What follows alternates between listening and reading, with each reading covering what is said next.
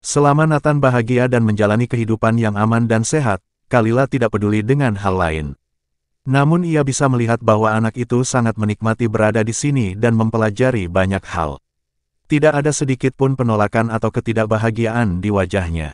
Tentu saja sebagai seorang ibu, Kalila hanya bisa mendukung dan membiarkan anaknya melakukan apapun yang membuatnya bahagia. Melvin menelan ludah dan bertanya, "Bibi, bisakah kamu tidak pergi?" Kalila membelai kepala kedua anak itu sambil tersenyum, "Tentu saja tidak. Kehadiranku di sini bisa mengganggu pendidikan kalian." Kedua anak itu sedikit bingung, namun segera menyesuaikan diri. Mereka duduk dengan patuh di kursi masing-masing, menunjukkan didikan yang sangat baik. Ketika Carol membawa makanan, mereka bertiga mulai makan bersama. Kalila memperhatikan Carol membawa kotak makan siang. "Duduklah dan makan bersama kami," saran Kalila. Dia mengira Carol telah menyiapkan makanan untuk dirinya sendiri. Namun Carol buru-buru menggeleng dan berkata, "Tidak, aku hanya ingin mengantarkan ini. Kalian makan saja." Setelah itu ia pergi tergesa-gesa sambil membawa kotak makanannya. Nathan berbisik, "Aku pernah melihat Suster Carol mengantarkan makanan kepada instruktur di pagi hari.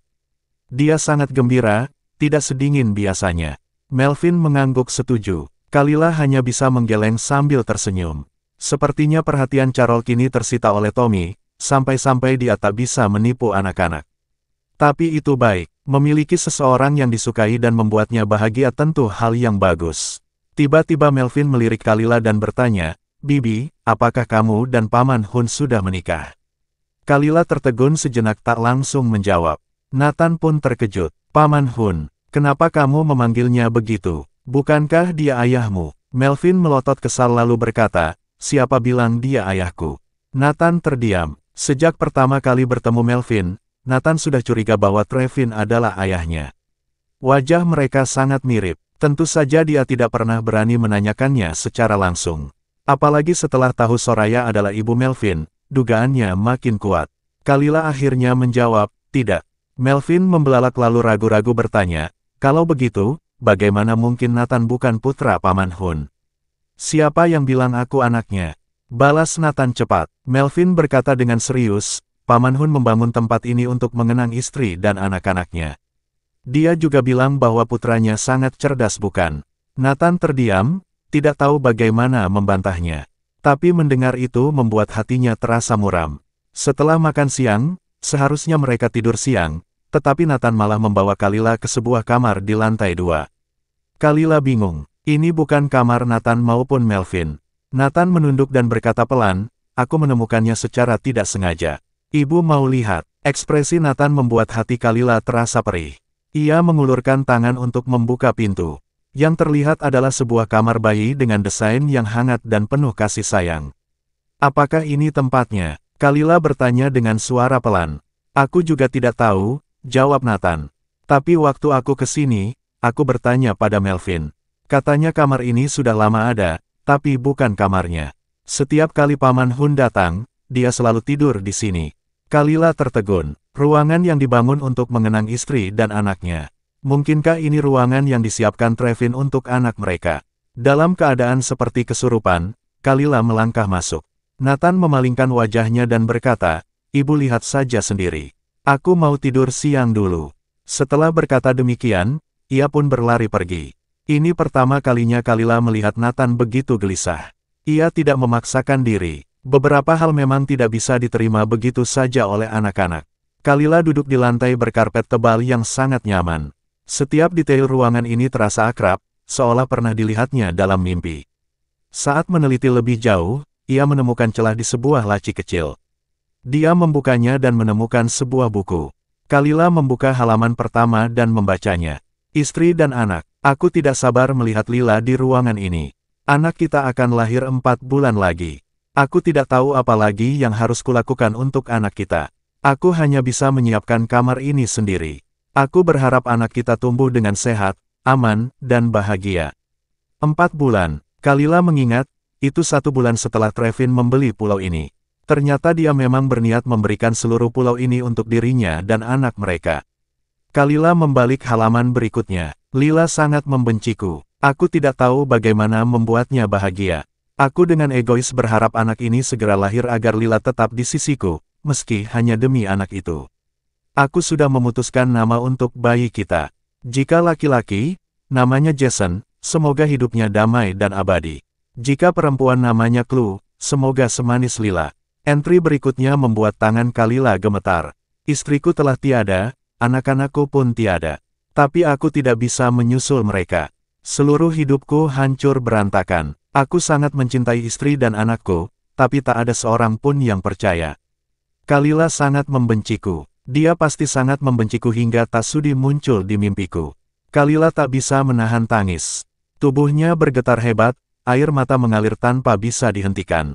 Ia membaca dan membaca lagi catatan itu, seakan kerasukan. Semua kata-kata itu menghancurkan keyakinan yang selama ini ia genggam. Selama 5 tahun, ia telah menyiksa dirinya sendiri, dan mungkin membenci orang yang salah. Kalila merasa hatinya tercabik-cabik. Jika selama ini dia benar-benar salah paham pada Trevin, jika dia membalas cinta pria itu dengan kebencian bertahun-tahun, dia bahkan tak berani membayangkannya. Sementara itu di tempat lain, Trevin yang sedang sibuk tiba-tiba teringat sesuatu. Ia buru-buru mengecek ponselnya. Ada sebuah video baru dari pulau itu. Ia langsung membukanya tanpa berpikir panjang. Sebenarnya dia tidak pernah meminta orang untuk mengirimkan video, tetapi Carol memang sangat perhatian dan sering mengirim beberapa rekaman. Video itu terbuka dan yang Trevin lihat adalah Kalila baru selesai mandi. Rambutnya masih basah, tetesan air menuruni lehernya yang putih bersih. Kalila yang tidak menyadari dirinya direkam, duduk santai di kursi sambil berbincang santai dengan Carol sambil mengibas rambutnya. Bahkan di bawah balutan tank top tipis, pesona wanita itu begitu jelas hingga membuat Trevin tanpa sadar menelan ludah, tubuhnya memanas. Dengan cepat Trevin menuang segelas air dingin dan meneguknya, tapi itu tetap tak bisa meredakan gejolak dalam dirinya. Malu pada dirinya sendiri, Trevin mematikan video itu lalu melihat pesan dari Carol. Tuan Hun, saya ingin membuat janji kencan dengan Tommy. Apa pendapat Anda? Trevin tidak membalas. Ia buru-buru masuk ke kamar mandi untuk mandi air dingin. Tak lama, terdengar ketukan di pintu. Lukas masuk sambil membawa tablet. Tuan Hun, semua pengaturan sudah selesai, lapornya sambil menunduk. Keluar, bentak Trevin, nadanya dingin dan tajam. Lukas mengangkat kepala, kaget melihat wajah marah Trevin. Tuan Hun, apakah Anda baik-baik saja? Tanyanya dengan hati-hati. Trevin menatapnya tajam. Kalau kamu ingin hidup lebih lama, keluar sekarang, katanya dingin. Lukas terkejut dan buru-buru mundur. Tapi dalam hatinya, ia benar-benar bingung, apa yang barusan membuat bosnya marah seperti itu. Setelah Lukas pergi, Trevin menyelesaikan mandinya. Saat dia memeriksa ponselnya lagi, Carol telah mengirimkan video baru. Trevin ragu sejenak, tetapi akhirnya membuka video itu. Kali ini dia melihat Kalila sedang melukis di atas meja. Trevin tidak pernah tahu bahwa Kalila sangat menyukai menggambar, apalagi berbakat di bidang desain. Baru sekarang ia sadar, betapa sedikit yang ia ketahui tentang wanita itu. Kalila terlihat sangat serius, tenggelam dalam karyanya, sementara sinar matahari lembut menyinari tubuh mungilnya. Melihat itu, Trevin merasa dadanya sesak oleh perasaan yang sulit dijelaskan. Ia ingin memeluk bahkan mencium wanita itu. Tak tahan lagi, Trevin langsung menelepon Kalila.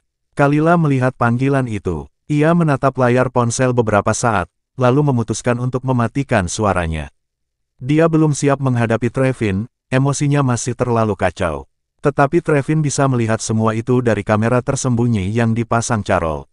Melihat Kalila mengabaikan panggilannya, emosi di hatinya meledak. Trevin pun segera menghubungi Carol.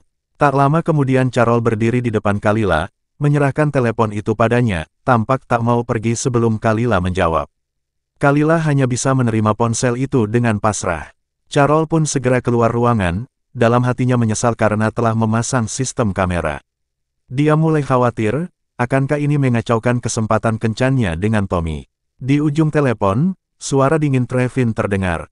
Apa kau hanya mau mengangkat teleponku kalau ada urusan penting? Aku di sini membantumu mengatasi semua kekacauan ini, tapi kau bahkan tidak mau bicara padaku. Nada Trevin penuh kemarahan, penuh luka. Bagaimana mungkin wanita yang dulu mencintainya lebih dari dirinya sendiri, kini menghindarinya seperti menghindari wabah. Kalila terdiam sesaat lalu menjawab pelan, aku hanya belum siap. Aku butuh waktu untuk menenangkan pikiranku. Trevin terkejut mendengarnya. Ia sudah bersiap menghadapi penolakan dingin Kalila, tapi yang datang justru nada lembut yang membuat hatinya bergetar. Apa yang ingin kau pikirkan? Tanya Trevin pelan. Kalila menarik napas dalam-dalam. Dia sadar, dia tak bisa terus bersembunyi. Sudah saatnya dia berani menghadapi semuanya, berani mencari kebenaran. Aku merasa mungkin aku telah salah paham padamu, jadi aku perlu memastikan segalanya, kata Kalila jujur.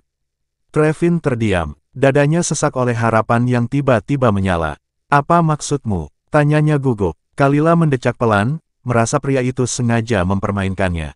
Tapi ia tetap melanjutkan, aku tidak bisa menemukan alasan lain bagimu untuk memperlakukanku seperti ini, kecuali jika kamu sudah mengetahui identitasku sejak awal. Jadi Trevin, sejak kapan kau tahu siapa aku sebenarnya? Trevin membeku sesaat. Dia sudah membayangkan banyak skenario bagaimana Kalila akan mengungkapkan perasaannya, tapi tidak pernah membayangkan akan seperti ini. Dengan suara lembut dia berkata, aku sudah curiga sejak pertama kali melihatmu. Hatiku langsung tahu, istri yang selama ini aku rindukan telah kembali. Kalila menahan napas, hatinya terasa perih. Dia takut dulu Trevin tidak mencintainya. Kini dia justru takut Trevin mencintainya terlalu dalam. Lila, apakah kamu mengingat sesuatu? Tanya Trevin, suaranya penuh harap. Kalila sedikit bingung. Apa maksudmu? Apa yang harus aku ingat? Trevin tiba-tiba menyadari sesuatu. Ia tidak ingat apapun, namun teringat akan perkataan Eloise padanya hari itu. Ia tak berani melanjutkan pembicaraan. Hal ini justru membuat Kalila semakin yakin dengan dugaannya. Jika Trevin benar-benar kehilangan ingatannya, lalu mengapa dia memperlakukannya seperti ini? Trevin, aku belum bisa memaafkanmu sekarang. Kalau bukan karena kamu, banyak hal tidak akan terjadi padaku. Aku masih ingat betapa seringnya kamu meninggalkanku demi Soraya.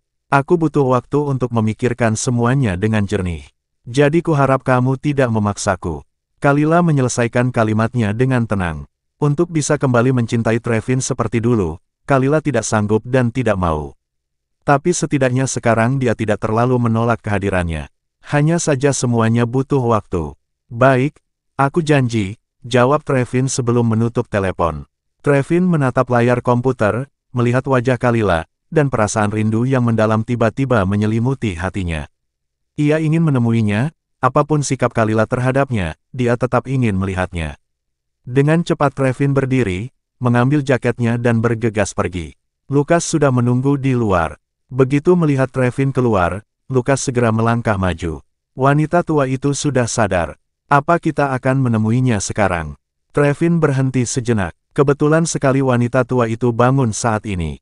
Lukas menyadari keraguan di wajah Trevin, tapi ia tidak berani bertanya lebih jauh. Setelah beberapa detik terdiam, Trevin berkata pelan, ayo, kita temui dia sekarang. Meski hatinya ingin segera menemui Kalila, ia tahu ada hal lain yang harus diselesaikan terlebih dahulu. Ketika mereka tiba di rumah sakit, keluarga wanita tua itu juga sudah hadir. Putranya Henry Parker langsung mendekat. Wajahnya tampak sedikit tegang meski ia segera menyembunyikannya. Tuan Hun, Anda datang menjenguk ibu saya.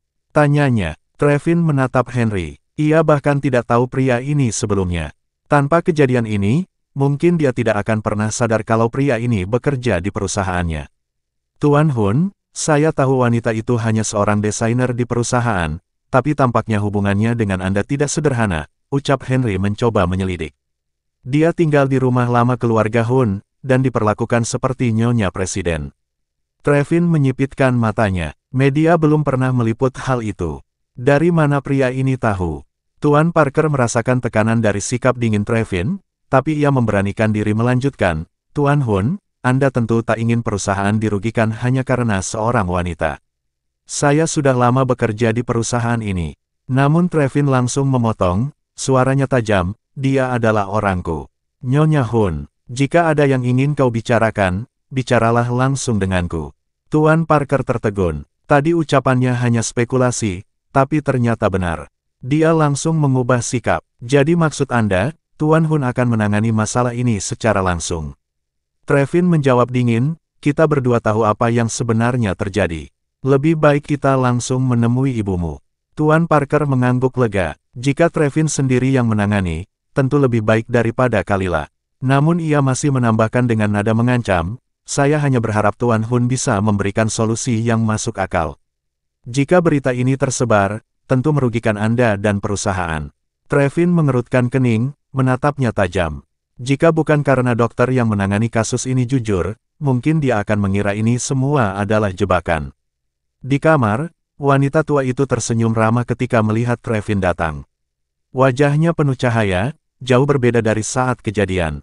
Trevin langsung bertanya, "Nyonya, bolehkah saya tahu alasan Anda mengatur semua ini?"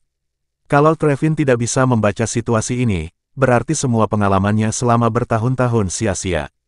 Wanita tua itu menatapnya dengan bijak dan tersenyum, "Presiden Hun, Anda sangat cerdas. Menurut Anda, mengapa seorang wanita tua melakukan hal seperti ini?" Trevin merasa ragu melihatnya tidak menyangkal apapun.